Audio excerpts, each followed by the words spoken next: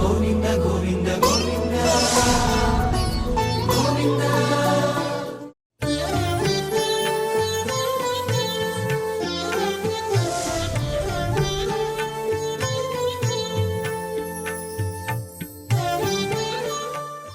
ఓం నమో వెంకటేశాయ. నారాయణం నమస్కృత్య నరం చైవ నరోత్తమం దేవీం సరస్వతీం వ్యాసం తతో జయముదీరయేత్. మహాభారతాంతర్గతంగా ఉద్యోగ పర్వ అనే అంశాన్ని మనం చెప్పుకుంటూ ఉన్నాం. అందులో భాగంగా 6వ అధ్యాయాన్ని మనం ప్రస్తుతం అధ్యయనం చేస్తూ ఉన్నాం. ఈ అంశం ఏమిటి అంటే ద్రుపద పురోహితుని హస్తినాపుర ప్రయాణం అనేది ఆరంభం చేసుకున్నాం. ఆరంభ శ్లోకాన్ని కూడా మనం చెప్పుకుని ఉన్నాం. ఒకసారి దాన్ని పునరావృతం చేసి పై శ్లోకానికి వెళ్దాం. ద్రుపద ఉవాచ భూతానాం ప్రాణినః శ్రేష్ఠాః ప్రాణినాం బుద్ధిజీవినః బుద్ధిమత్సు నరాః శ్రేష్ఠాః నరేష్వపి ద్విజాతయః ద్విజేషు వైద్యాః శ్రేయాంసః వైద్యేషు కృతబుద్ధయః కృతబుద్ధిషు కర్తారః కర్తృషు బ్రహ్మవాదినః. ఇదంతా ఇంచుమించుగా ఒక వేదంలో చెప్పినటువంటి అర్థ వివరణమే ఇదంతా కూడా. ద్విజేషు వైద్యా శ్రేయాంసః, ద్విజులలో బ్రాహ్మలలో వైద్యా అంటే విజ్ఞానవంతులు ఎవరైతే ఉన్నారో వారు శ్రేయస్సు, వాళ్ళు గొప్ప శ్రేయస్సును కలిగినటువంటి వాళ్ళు గొప్పవారు అనే అభిప్రాయం. వైద్యేషు కృతబుద్ధయః, ఈ విజ్ఞానవంతుల్లో కూడా ఒక నిశ్చయమైనటువంటి జ్ఞానాన్ని కలిగి ఉంటాడు ఆయన. అంటే సర్వ విషయములని పరిశీలించి నిశ్చితమైన అర్థం ఇది అని ఎట్లాగైతే శాస్త్రాదులందు మనకు నిశ్చితమైన అర్థాన్ని మనకు ఎట్లాగైతే శాస్త్రకారులు చెబుతారో అదే రీతిలో నిశ్చితమైనటువంటి ఒక బుద్ధి కలిగినటువంటి వాడు కృతబుద్ధయః. కృతబుద్ధిషు కర్తారః, అయితే అనేక విషయములు తెలుసు కానీ వాళ్ళకి కర్తృత్వం ఏమీ ఉండదు. అంటే వాళ్ళు ఏ పని చెయ్యరు. విజ్ఞానం తెలియడం వేరు, తెలిసిన దాన్ని ఆచరించడం వేరు. ఆ విషయాన్ని చెప్తున్నారు ఇక్కడ. కృతబుద్ధిషు కర్తారః కర్తృషు బ్రహ్మవాదినః, బ్రహ్మ గురించి విచారణ చేసేటువంటి వారు ఎవరైతే ఉంటారో వీళ్ళందరికంటే వాళ్ళు గొప్పవాళ్ళు. విజ్ఞానాన్ని పొందడము, విజ్ఞానం ద్వారా కర్మలని ఆచరించడం, ఆచరించేటువంటి కర్మలను సమాప్తి చేసి అనంతరం బ్రహ్మను గురించి విచారణ చేయడం. ఈ విధంగా మనుషుల యొక్క తాదవస్థ్యం అంటే వాళ్ళు ఉండేటువంటి స్టేజ్ని చెప్తూ దీంట్లో ఎవరికంటే ఎవరు ఉత్తములు అనే అంశాన్ని ఒకసారి మనకి స్పష్టంగా ద్రుపదుడు అందిస్తూ ఉన్నాడు. దీనికి మనకి వివేక చూడామణిలో శంకరుల వారు కూడా జంతూనాం నరజన్మ దుర్లభం అతో విప్రతం, ఈ విధంగా అతో పుంస్త్వం తతో విప్రత, జంతూనాం నరజన్మ దుర్లభం అతో పుంస్త్వం తతో విప్రత, ఈ విధంగా ఒక వరసనిచ్చారు వారు కూడా.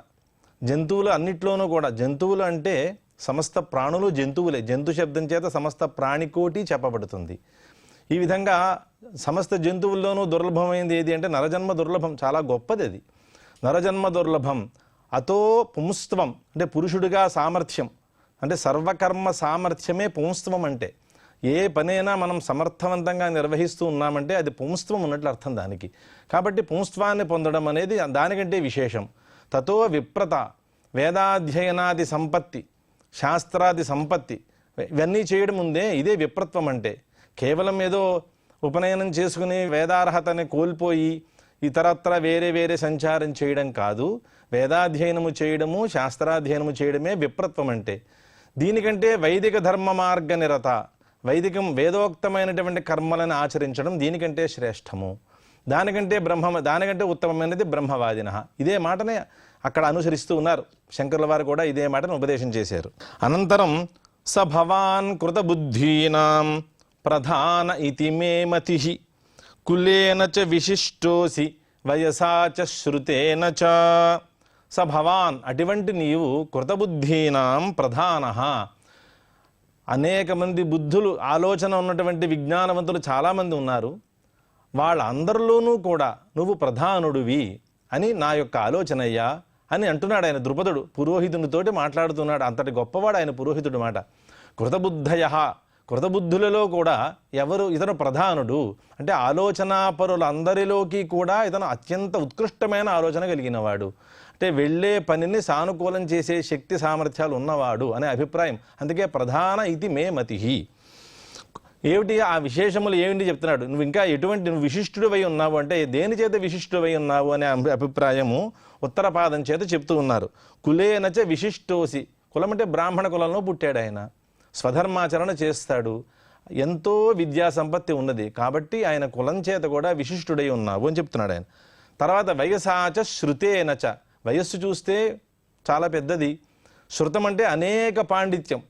శృత పాండిత్యం అంటే వినడం అంటే అర్థం ఏమిటంటే వేదశాస్త్రములన్నిటినీ కూడా అనేక గురువుల దగ్గరికి వెళ్ళి అధ్యయనం చేసి సంపాదించినటువంటి విద్యా సముపార్జన. ఈ విధంగా శృతుడు అయ్యావు, నువ్వు చాలా పరిపూర్ణ విద్వాంసుడు అయ్యావు కాబట్టి నువ్వు దీనికి అర్హుడివి అనే అభిప్రాయం చెప్తూ ఉన్నారు. అనంతరం అతనికే మరొక శ్లోకం కూడా, ప్రజ్ఞయా సదృశాసి శుక్రేణ అంగిరసేన చ విదితం చాపి తే సర్వం యథావృత్త స కౌరవ. ప్రజ్ఞయా అంటే నీ బుద్ధి ఎటువంటిది అంటే బృహస్పతితో సమానమైన బుద్ధి, నీ ఆలోచన అంతా అంతటి బుద్ధివంతుడి నువ్వు. అలాగే శుక్రుడి యొక్క బుద్ధి ఎటువంటిది, అటువంటి బుద్ధితో సమానమై ఉంది. అంటే ఇరువురి బుద్ధి, ఇటు బృహస్పతి అటు శుక్రుడు ఇరువురి బుద్ధితోటి సమానమైనటువంటి ప్రజ్ఞ కలిగి ఉన్నావు నువ్వు. అలాగే విదితం చాపి తే సర్వం, నీకు సమస్త విషయములు తెలుసున్నవే. కౌరవులు ఏ విధంగా పాండవులను వంచారో ఆ విషయములన్నీ నీకు తెలుసున్నవే. యథావృత్త స కౌరవ. వాడు దుర్యోధనుడు ఎలా ఉన్నాడనేది నీకు కొత్తగా చెప్పవలసిన అంశం ఏమీ లేదు. విదితంచతే సర్వం, అవన్నీ నీకు తెలుసున్నదే. పాండవశ్చ యథావృత్త కుంతీపుత్రో యుధిష్ఠిరః ధృతరాష్ట్రస్య విదితే వంచితాః పాండవాః పరైః. పాండవశ్చ యథావృత్తః. యుధిష్ఠిరుడు ఎలా ఉన్నాడు, అతను ఎటువంటి ధర్మ మార్గంలో ఉన్నాడు, ఎంతటి మోసానికి గురయ్యి అతను వనవాసం చేశాడు, ఇవన్నీ నీకు తెలిసిన విషయములే. అలాగే ఇదంతా ధృతరాష్ట్రస్య విదితే, ఇదేమో ధృతరాష్ట్రుడికి ఇదంతా తెలియకుండా జరిగిందా అంటే అతనికి బాగా తెలిసే జరిగింది.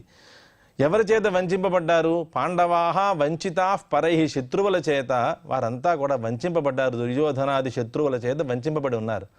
వీళ్ళు వంచింపబడ్డారనే విషయం ధృతరాష్ట్రుడికి ఏమైనా తెలియదా? తెలుసు, ఆయనకి తెలిసే ఇదంతా జరిగింది అని అభిప్రాయం. విదురేణ అనునీతోపి పుత్రమేవానువర్తతే శకుని బుద్ధిపూర్వం హి కుంతీపుత్రం సమాహ్వయత్ అనక్షజ్ఞం మతాక్షసన్ క్షత్రవృత్తే స్థితం శుచిం. విదురేణ అనునీత. ఆయన ఎంతో వినయంగా చెప్పిన, విదురుడు చాలా వినయంగా చెప్పాడు ధృతరాష్ట్రుడికి. విదురేణ అనునీతోపి, ఆయనకి పుత్రుడి యందు వ్యామోహం. పుత్రమేవానువర్తతే, ఆయనే అనుసరించాడు. శకుని బుద్ధిపూర్వం హి. శకుని మాత్రము అతను ఎందుకు అనుసరించాడంటే దుర్యోధనుడిని బుద్ధిపూర్వకంగా వీళ్ళని వంచాలి, పాండవులను వనవాసం చేయించాలి, రాజ్య భ్రష్టులను చేయించాలనే కోరిక చేత మాత్రమే శకుని బుద్ధిపూర్వకంగా అతను అనుసరించాడు. కుంతీపుత్రం సమాహ్వయత్. ఆ బుద్ధితోటే కుంతీపుత్రుడిని యుధిష్ఠిరుడిని పిలిచాట ఆయన. పాప ఆయనకి ఈ పాచిక ఆటలు అయినా తెలుసా అంటే ఆయన అనక్షజ్ఞ. అనక్షజ్ఞం మతాక్షస్సన్. ఇతనికి మాత్రం దాంట్లో ప్రతిభ ఉన్నది శకునికి. మతాక్షస్సన్ అనక్షజ్ఞం కుంతీపుత్రం సమాహ్వయత్. ఆయన పిలిచాడు పాపం ఇట్లా. ఏమీ తెలియనటువంటి వాడిని, ఆ క్రీడ తెలియనటువంటి వాడిని యుధిష్ఠిరుడిని పిలిచి అతన్ని రాజ్యభ్రష్టుడు చేశారు. వస్తుతః ఈయనకి తెలిసిన విషయం ఏమిటి, ఎందులో ఈయన గొప్పవాడు అనే అంశం ఏమిటి అంటే క్షత్రవృత్తే స్థితం శుచిం. క్షత్రధర్మం ఏదైతే ఉన్నదో అది శుద్ధిగా చేసేటువంటి వ్యక్తి ఆయన. కాబట్టి స్వధర్మాచరణం తప్పితే ఇతరములైనవి ఏమీ కూడా ఆయనకి తెలియనటువంటి వాడు. అటువంటి వాడిని పిలిచి మీరు మోసగించారు అని అభిప్రాయం చెప్తున్నారు ఆయన. తే తథా వంచయిత్వాతు ధర్మరాజం యుధిష్ఠిరం న కస్యాంచిదవస్థాయాం రాజ్యం దాస్యంతి వై స్వయం. మీరంతా కూడా వారందరినీ అనక్షజ్ఞుడైనటువంటి యుధిష్ఠిరుని పిలిచి వారందరినీ వంచి ధర్మరాజుని అలాగే వాళ్ళ పాండవులందరినీ కూడా మీరు వంచి మీరు రాజ్యాన్ని పొందారు. పోనీ వాళ్ళు వనవాసం చేస్తున్నారు కదా, చాలా అవస్థ పడుతున్నారు. కానీ తినడానికి తిండేనా ఉందో లేదు, కట్టుకోవడానికి బట్ట కూడా లేదు అనేటువంటి ఒక ఏదైనా దురవస్థ ఉన్నది. ఏ అవస్థలోనూ సరే, వాళ్ళు ఏ అవస్థలో ఉన్నా దాన్ని మీరు ఏమాత్రం పట్టించుకోలేదు. కస్యాంచిదవస్థాయాం రాజ్యం దాస్యంతి వై స్వయం. ఇటువంటి అవస్థలో ఉన్నప్పుడు కనీసం కనికరంగా ఉంటుంది కదా. అయ్యో తినడానికి తిండి లేదు అన్నప్పుడైనా మనం కనీసం వాళ్ళకి ఏదో ఒక రాజ్యాన్ని ఇచ్చి వాళ్ళని ఆదుకోవాలి అనేటువంటి కనికర భావం కూడా లేకుండా రాజ్యాన్ని వాళ్ళు ఇవ్వలేదుట. స్వయం రాజ్యం దాస్యంతి వై స్వయం. భవాంస్తు ధర్మ సంయుక్తం ధృతరాష్ట్రం బ్రువన్వచః మనాంసి తస్య యోధానాం ధ్రువం ఆవర్తయిష్యతి. ద్రుపదుడు పురోహితునితో చెప్తున్నాడు ఆయన, నువ్వు ఎంతటి సమర్థుడివి, నువ్వు ఏ పని చేయగలవు అనే అంశాన్ని దీంట్లో వివరిస్తూ ఉన్నాడు. భవాంస్తు ధర్మ సంయుక్తం, నువ్వు ధర్మ సంయుక్తమైనటువంటి మాటని ధృతరాష్ట్రుడికి చెప్పు. నువ్వు చెప్పేటటువంటి మాట ధర్మయుక్తమై ఉంటుంది కాబట్టి ధృతరాష్ట్రుడు వింటాడు. అలాగే మనాంసి తస్య యోధానాం, అక్కడ యోధులు ఎవరైతే ఉన్నారో ఆ సభలో, కురుసభలో ఉన్నటువంటి యోధుల యొక్క మనస్సులు కూడా నువ్వు ధ్రువం నిశ్చయముగా ఆవర్తయిష్యతి, వెనక్కి మళ్ళిస్తావు. వాళ్ళ ఆలోచనలన్నీ కూడా, పాండవుల పట్ల ఉన్నటువంటి వాళ్ళ ఆలోచనలన్నింటినీ కూడా వెనక్కి తీసుకొచ్చి వాళ్ళని సక్రమమైన మార్గంలో పెట్టగలుగుతావు, వాళ్ళ పట్ల ఒక కనికర భావాన్ని కలగజేస్తావు అని ద్రుపదుడు పురోహితునికి చెప్తూ ఉన్నాడు ఆయన. విదురశ్చాపి తద్వాక్యం సాధయిష్యతి తావకం భీష్మద్రోణ కృపాదీనాం భేదం సంజనయిష్యతి. నువ్వు చెప్పే వాక్యం ఏదైతే ఉందో ఆ వాక్యాన్ని విదురుడు ఖచ్చితంగా అమలు చేస్తాడు. ఆయన దాన్ని సమర్థిస్తాడు. విదురశ్చాపి తద్వాక్యం సాధయిష్యతి తావకం. నువ్వు చెప్పే వాక్యాన్ని ఆయన ఖచ్చితంగా సమర్థిస్తాడు విదురుడు. అయితే భీష్మద్రోణ కృపాదీనాం, వీళ్ళంతా సభలో కూర్చుని ఉన్నారు కదా, మరి నువ్వు చెప్పే మాట వీళ్ళల్లో ఎన్నో రకాల భేదాన్ని కలుగజేస్తుంది. అంటే వాళ్ళు నువ్వు చెప్పిన మాట విన్న వెంటనే ఇది మనకి అనుకూలమైన మాట, ఇది మనకి అనుకూలం చేయడానికే ఈయన వచ్చాడు అని అభిప్రాయం వెంటనే వాళ్ళు ఏకీకరణం ఉండదు. నువ్వు చెప్పే మాటలో వీళ్ళంతా కలిసి నీకు అనుకూలంగా చేయడం అనేది ఉండదు. వాళ్ళు భిన్నమైనటువంటి మనస్సులతో ఆలోచిస్తూ ఉంటారు. భీష్మద్రోణ కృపాదీనాం భేదం సంజనయిష్యతి అమాత్యేషు భిన్నేషు యోధేషు విముఖేషు చ పునరేకత్రకరణం తేషాం కర్మ భవిష్యతి.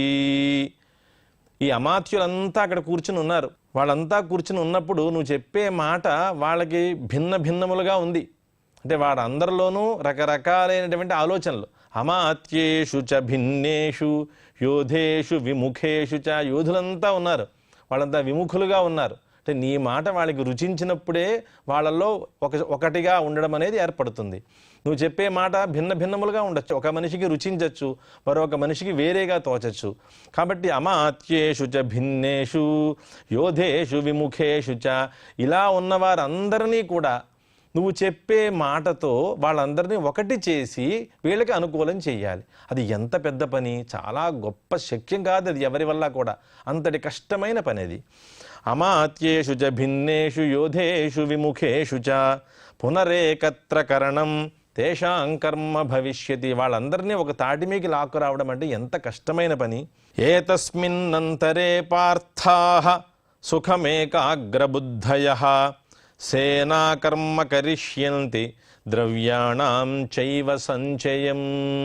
ఏతస్మిన్నంతరే పార్థాః, నువ్వు ఈ పని చేస్తూ ఉండగా నువ్వు చెప్పినటువంటి మాటని విని వాళ్ళంతా భిన్నమైన ఆలోచనలో ఉంటారు. అలాగే విముఖులుగా ఉంటారు యోధులు.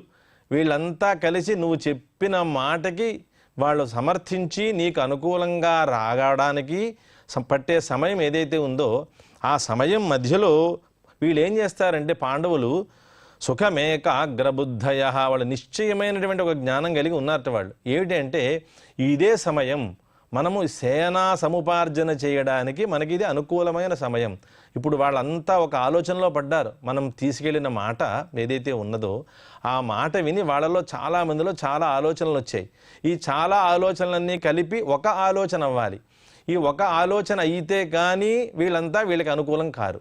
కాబట్టి ఇదంతా జరగడానికి మధ్యలో మనమేం చెయ్యాలి అని పాండవులు చెప్తున్నారు. సుఖమేకాగ్రబుద్ధయ, వాళ్ళంతా నిశ్చయమైనటువంటి జ్ఞానం కలిగి ఉన్నారు. వాళ్ళు ఈ సమయం మనకి అనుకూలమవుతుంది, ఈ సమయంలో మనం ఈ పని చేయవచ్చు అని ఒక నిశ్చయమైన ఆలోచన ఉన్నాయి వాళ్ళకి.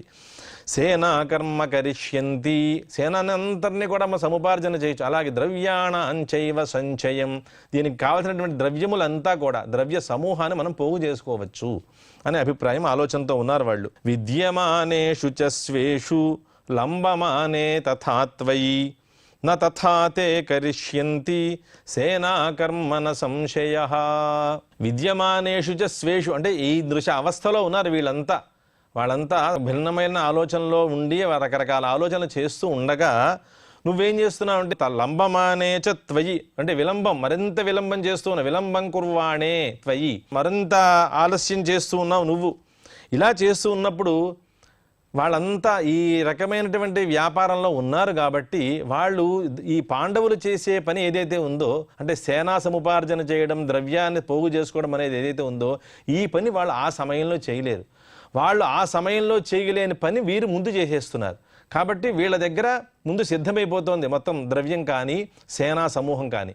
వీళ్ళు ఈ సమయంలో ఈ పని చేయలేకపోతున్నారు. అంటే నువ్వు చేసే ఈ పని వల్ల తెలియని విలంబం కలుగుతోంది. ఆ విలంబం వల్ల వీళ్ళు సేనాకర్మ సముపార్జన చేయలేకపోతున్నారు, అలాగే ద్రవ్యాన్ని కూడా సముపార్జన చేసుకోలేకపోతూ ఉన్నారు. ఏతత్ ప్రయోజనం చాత్ర ప్రాధాన్యేన ఉపలభ్యతే సంగత్యా ధృతరాష్ట్రస్య కుర్యాత్ ధర్మ్యం వచస్తవ. ఈ ప్రయోజనం అనేది సిద్ధిస్తుందిట. ఏ ప్రయోజనం అంటే నువ్వు దూతగా వెళ్ళడంలో ఇది ప్రయోజనమయ్యా. వాళ్ళందరూ ఇతర ఆలోచనలో ఉండి నువ్వు చెప్పిన మాటకి అనేక రకములైన ఆలోచనలు చేస్తూ యోధులంతా విముఖులుగా ఉన్నటువంటి వాళ్ళంతా సుముఖులవుతూ నీ మాటకి వాళ్ళు అనుకూలం చేసేటువంటి స్థితిలో ఉండగా వారు మరొక కర్మ చేయలేరు. కాబట్టి ఇదొక పెద్ద ప్రయోజనం మనకి. అంటే ఈలోగా వీళ్ళంతా సేనా సముపార్జన చేసుకుంటున్నారు. వీళ్ళు మన యుధిష్ఠిరాదులందరూ కూడా వీళ్ళంతా ఈ సముపార్జన చేస్తున్నారు కాబట్టి ఇది పెద్ద ప్రయోజనం నువ్వు దూతగా వెళ్ళడంలో. ఏతత్ ప్రయోజనం చాత్ర ప్రాధాన్యేన ఉపలభ్యతే సంగత్యా ధృతరాష్ట్రస్య.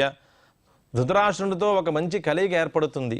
తద్వారా ఏమవుతుంది? ధర్మ్యం వచస్తవ, నీ యొక్క ధర్మ్యం అంటే ధర్మము నుండి పోగొట్టబడినటువంటి మాట ఏదైతే ఉందో, ధర్మాదనపేతం, ధర్మం నుంచి ఇంచుకింత కూడా బయటికి రాని నీ మాట ఏదైతే ఉందో ఆ మాటని వాళ్ళు అనుసరిస్తారు, నీకు అనుకూలంగా అవుతారు, నీ మాటకి వాళ్ళు మనస్సు మారుతుంది అనే అభిప్రాయాన్ని ద్రుపదుడు పురోహితుడికి చెబుతూ ఉన్నాడు ఆయన.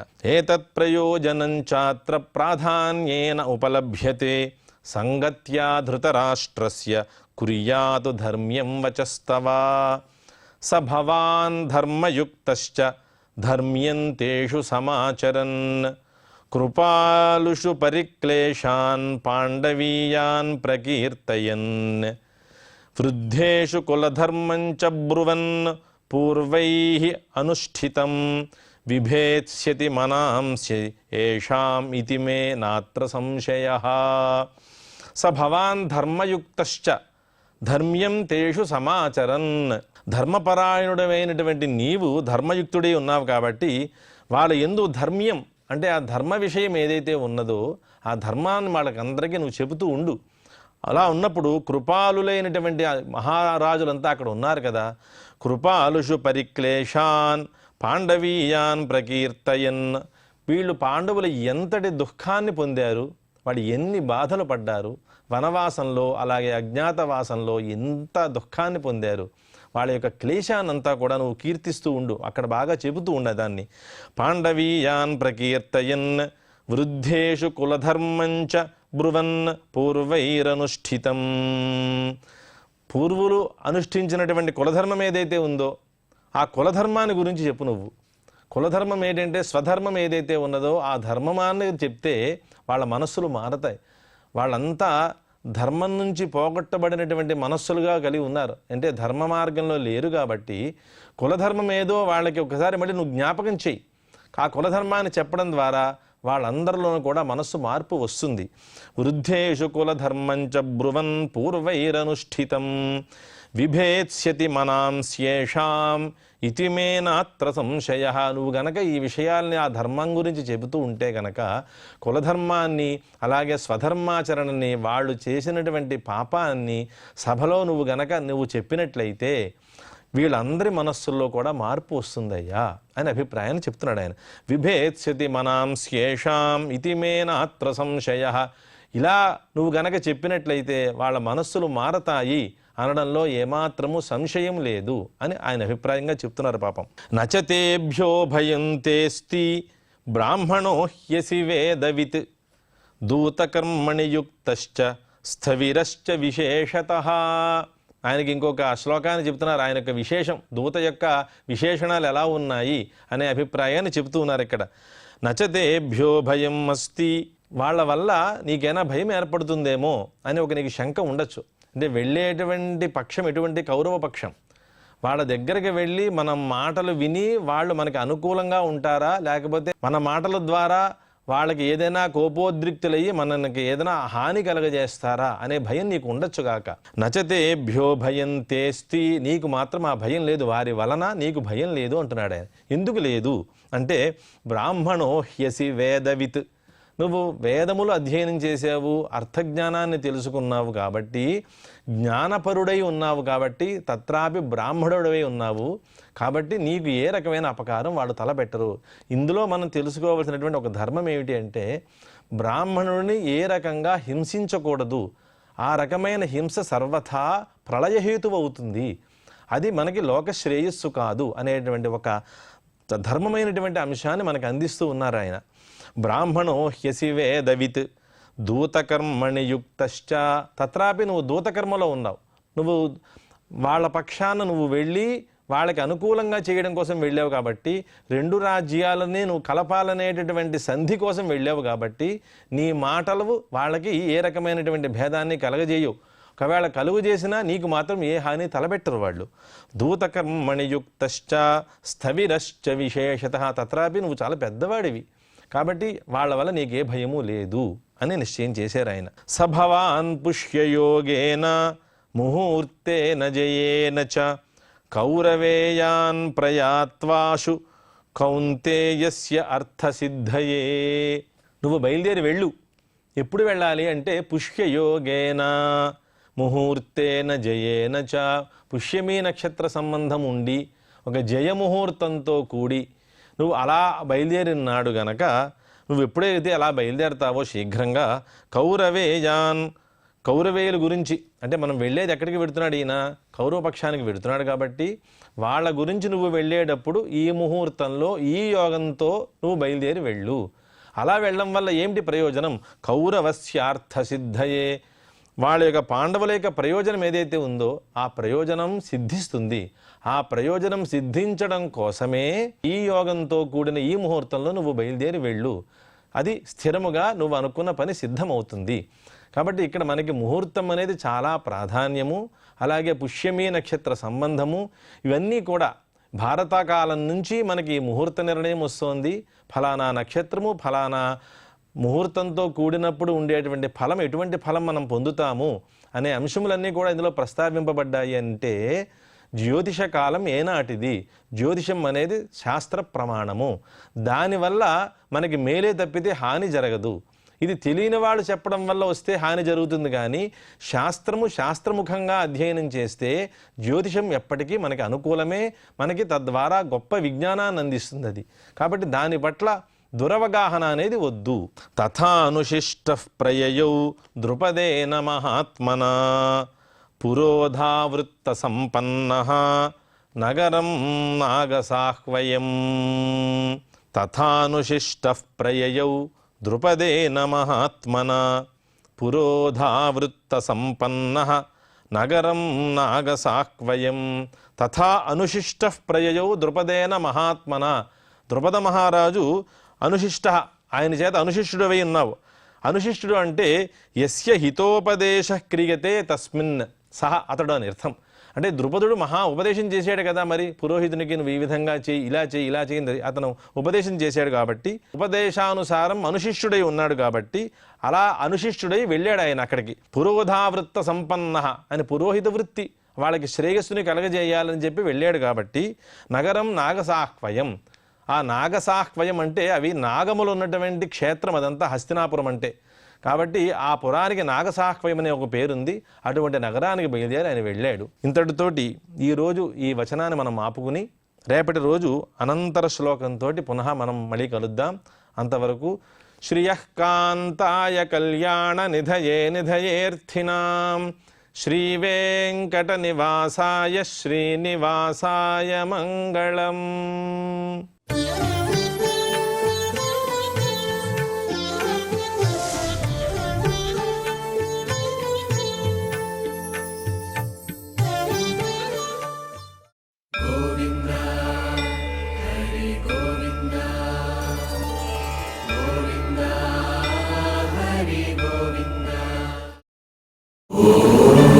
నమో నారాయణాయ.